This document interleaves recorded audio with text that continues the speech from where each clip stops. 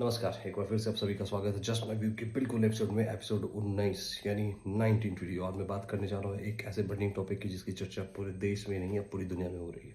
जी हाँ, supreme court ने कुछ दिन पहले एक नोटिस जारी की और दिल्ली सरकार को, एमसीडी को, दिल्ली के लोकल बॉडीज़ को ये डायरेक्शन दिया कि दिल्ली और एनसीआर में जितने कुत्ते रह रहे हैं उन सारे कुत्तों को अलग अलग सेंटर्स में डाल दिया जाए, उनको बंद कर दिया जाए और फिर उनको वहाँ पे कैमरास लगाए जाए, सारी चीज़ें की जाए और सड़क से कुत्तों को हटा दिया जाए इंसान और कुत्तों के कॉन्फ्लिक्ट को ख़त्म करने के लिए, और वो भी सिर्फ 6 से 8 हफ्ते के अंदर। लेकिन क्या ये संभव है? क्या ऐसा पॉसिबल है? ये जो बताया कोर्ट ने, जो बोला, ये लॉजिकल और इनह्यूमन भी है। क्यों? क्योंकि सिर्फ 6 से 8 हफ्ते के अंदर एक जो डेटा है उसमें लगभग 10 लाख कुत्ते दिल्ली में हैं। 10 लाख कुत्तों को अलग अलग शेल्टर्स बना के उनके अंदर रखना, फिर सारे लोगों को ट्रेनिंग देना, अलग अलग सीसीटीवी कैमरा लगाना, उनको स्टेरलाइज करना, उनका वैक्सीनेशन करना, उनके खाने की देख रेख करना, ये सारी चीज़ें करना 6 से 8 हफ्ते के अंदर इलॉजिकल भी, इनह्यूमन भी है। और सबको ठूस के उठा के, जैसे कि आदेश आने के तुरंत बाद शुरू कर दिया गया, ठूस के उठा के सबको रखा जा रहा है, अलग अलग जगहों पर रखा जा रहा है। तो उससे क्या होगा? कॉन्फ्लिक्ट होगा और ये सारे मर कट के आपस में मर जाएंगे और भूख से मर जाएंगे। और फिर इनकी बॉडी को डिस्पोज करने के लिए अलग से फिर प्लान होगा और फिर पूरे बॉडी को अलग अलग फैला दिया जाएगा, वो सड़ेंगे अलग। तो मैं ये कहना चाहता हूँ कि इस केस के बारे में आप सभी जान ही रहेंगे और मैंने कुछ बताया भी। और आज फिर इसमें सुनवाई हुई, 3 बेंच की जजों ने सुनवाई की है, जिसमें अभिषेक कुमार सिंघवी, उसके अलावा कपिल सिब्बल भी मौजूद थे और एक दो गौरी मौलूकी।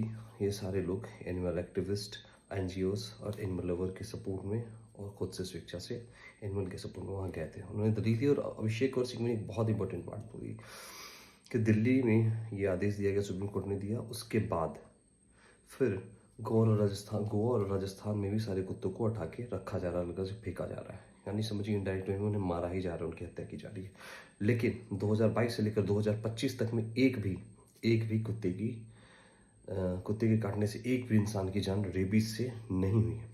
ठीक है, रेबीज से किसी भी इंसान की जान दिल्ली और गोवा में 2022 से लेकर 2025 तक अभी तक नहीं हुई है। डेटा है और दिल्ली गवर्नमेंट झूठा डेटा पेश कर रही है और खुद उनके पास एग्जैक्ट डेटा है भी नहीं। ठीक है, और जिस केस का संज्ञान लेकर सुमोटो लेकर सुप्रीम कोर्ट ने, जिस न्यूज़ का संज्ञान लेकर सुमोटो करके सुप्रीम कोर्ट ने निर्देश दिया था, जिसमें था उस न्यूज़ में कि एक बच्ची की रेबीज से कुत्ते के काटने से डेथ होगी, बाद में पता चलता है वो बच्ची की रेबीज से डेथ हुई भी नहीं, मेनिंजाइटिस नामक बीमारी से उस बच्ची की डेथ हुई, जो उसके पेरेंट्स ने हामी भरी इस बात पे मुहर भी लगा कि हाँ से बात है। तो ये बात तो ऐसे ही गलत हो गया। अब एक बात बताइए, मैं एक छोटी सी बात पूछना चाहता हूँ।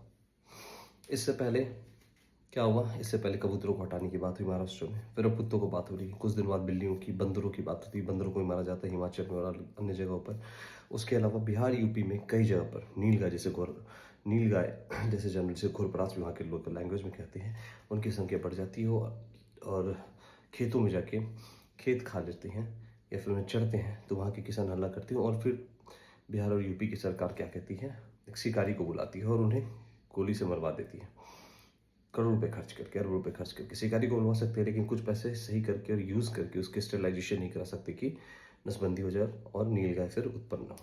सेम चीज़ ABC drive, animal birth control, पूरी दुनिया में लागू है, जिसमें सारे स्ट्रे एनिमल्स का बर्थ कंट्रोल किया जाता है, उनका स्टेरिलाइजेशन किया जाता है और फिर उन्हें उसी जगह पे वापस रख दिया जाता है, छोड़ दिया जैसे वो उठाएगा, और इस प्रकार उनका पॉपुलेशन नियंत्रण में आता है। लेकिन क्योंकि हमारे देश में एबीसी कहीं भी आज तक सही से लागू नहीं हो पाया है, 99% एबीसी फेलियर हुआ है, स्टेरिलाइजेशन आज तक सही से नहीं हो पाया। उसके पीछे कारण एक बहुत बड़ा ये भी है क्योंकि animal welfare board of India, उसने जो निर्धारित किया है, जो मूल्य निर्धारित किए हैं स्टेरिलाइजेशन के लिए एबीसी ड्राइव में, वो है मात्र और मात्र 1700-1800 रुपये के आसपास। और 1700-1800 रुपये से बनते हैं, जिसमें एक दिन पहले उसका देख रेख, फिर उठा के फिर उसे स्टेरिलाइजेशन करना और 1-2 दिन बाद तक उसकी देख रेख करके फिर उसे वापस रखना तक। अब इतनी सारी चीज़ें की जाएंगी सिर्फ 1700 रुपये के अंदर, तो स्कैम कैसे होगा ये बताइए। इसलिए कोई भी म्यूनिसिपल या लोकल बॉडीज इस पर काम नहीं करती है, क्योंकि ये सक्सेस नहीं कर पाता, ये हो ही नहीं पाता, इसलिए क्योंकि इसमें स्कैम नहीं है, पैसे बहुत कम है, तो स्कैम होगा कैसे? ये चीज़ है। ठीक है, अब एक बात और बताइए, मान के चलिए लगभग 18,000 या 19,000 रेबीज से डेथ हुई है पूरे इंडिया में एक साल के अंदर। रेबीज से डेथ हुई है, मेरी बात को ध्यान से सुनिए, रेबीज से डेथ हुई है, सिर्फ कुत्तों के काटने से नहीं, रेबीज से। रेबीज कुत्तों के, बिल्लियों के, चूहों के, चुछुंदर के, चमगादड़ के, अन्य कई जानवरों के काटने से होता है। रेबीज से डेथ हुई है, 18 से 19,000 लोगों की लगभग जाने गई हैं। लेकिन मुझे ये बताइए, 1,40,000 इंसान की जाती है जान सड़क नियम को फॉलो ना करने के कारण, रैश ड्राइविंग के कारण और सड़क में जितने गड्ढे उनके कारण। तो क्या कभी सुप्रीम कोर्ट ने ये सोचा कि सुमो मोटो लेकर वैसे उन जनप्रतिनिधियों को बोला जाए और कहा जाए कि अगर सड़क के गड्ढे नहीं बनते हैं तो एनएचएआई जो national highway authority of India है वो हाईवे खराब बना रही है, तो उन्हें क्यों नहीं डांटा, उन्हें क्यों नहीं बोला। इस केस में भी जब सुप्रीम कोर्ट ने देखा ऐसी बात है तो सुप्रीम कोर्ट को शायद म्युनिसिपल को ये बोलना चाहिए था कि आप लोग देश, सिर्फ दिल्ली नहीं पूरे देश की जितनी म्युनिसिपल और लोकल अथॉरिटीज और लोकल बॉडीज है वो सब क्यों नहीं एबीसी ड्राइव को सही से आज तक करा पाई है, क्यों नहीं स्टेरिलाइजेशन करा पा रही है जानवरों का। स्टेरिलाइजेशन नहीं करा पा रही इसलिए जनसंख्या बढ़ रही है। स्टेरिलाइजेशन कराइए,